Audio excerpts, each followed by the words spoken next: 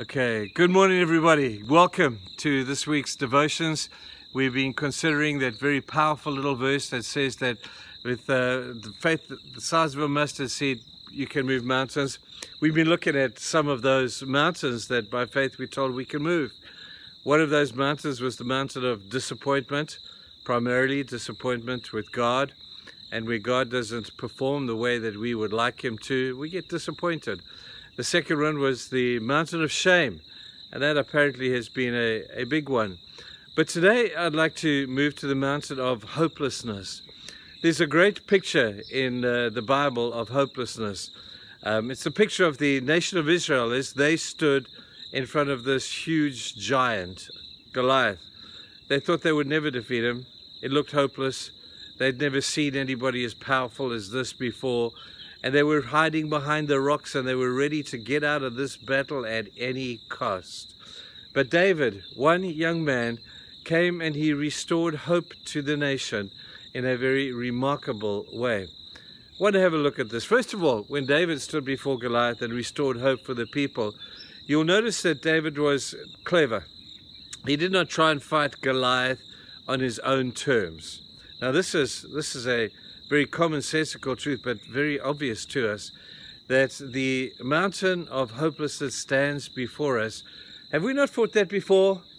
Every day we wake up and we fight the same mountain. We try and bring down that mountain, and we just find that we cannot do it. It's hopeless because we fought it on its terms. When we try and remove the giants or the mountains in our lives on their terms, of course we're going to be defeated. They're bigger than us. They're stronger than us. We fought them many times before and we have lost every single time. But David comes along and he says to Goliath, in a sense, he says, I'll fight you, but I'm not going to fight you on your terms because I know I'm going to lose. I'm going to fight you on mine. And so if you use your imagination on that incredible day when Goliath stood with David in the middle of this valley, this hot, stinking hot valley, 44 degrees centigrade in this valley, David got cleverer, not stronger. Didn't try and fight Goliath on his own terms. He said, I'll fight you on mine. So you get this picture of David taunting the giant, and the giant in his anger chasing David through this valley. The giant clothed in armor, weighing 120 pounds, with a spear and a sword and a shield. And before long, the giant was exhausted. David was used to those places. He'd raised sheep in those places. He had skipped through those rocks many times. He was fit as anything. He was clad in just his little tunic with a catapult, and Goliath was exhausted. At the point of exhaustion, David took out his slingshot and did the giant in. You see, David did not get stronger than the giant. He got cleverer. Now, in order to move the mountain of hopelessness, I'm suggesting the same. Don't get stronger than the giant. Get cleverer. This is how you do it. I don't want to oversimplify this thing, but here's a thought for you today. You know what the answer to hopelessness is? The restoration of vision. The children of Israel had just looked at the giant. They couldn't see anything past the enormity of Goliath. And it was all that they could see was this enormous man standing in front of them. Just the same as the enormous mountain of hopelessness that maybe stands in front of you today. Here's what you do. I don't know if you've ever seen that movie Patch Adams. It's one of my favorite movies.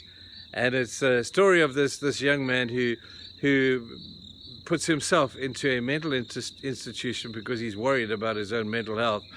And in that place, he meets a very eccentric old mathematics professor. And the mathematics professor keeps walking around this mental institution, and he holds up his hand in front of everybody and he says, hey, how many fingers? And the people say, oh, we see 5 fingers. He says, wrong, wrong, wrong. And he walks off, only to go to the next person to do the same thing. Well, after some time, Patch Adams goes to this man in the quietness and he says, man, what's the answer? You keep telling us that 5 is the wrong answer. Tell us, what is the answer?